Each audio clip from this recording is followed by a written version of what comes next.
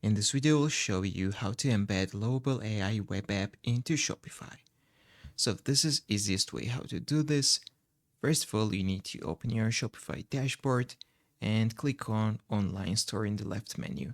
Then click on Themes. And after that, you need to press on Customize. Then we need to add a section. So let's click this plus icon right here. And we need to select Custom Liquid. You can click on the Custom Liquid. And now we need to go to the Lovable AI. And we need to find our project. I have got this right here. We need to click on our project.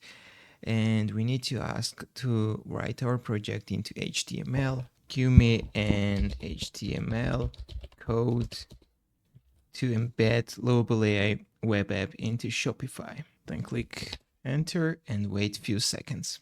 So you need to click this code right here. So as you can see, guys, it gave us the code. It gave us 3 different options: first option, second option, and third option. We can copy the second one, which is responsive full width.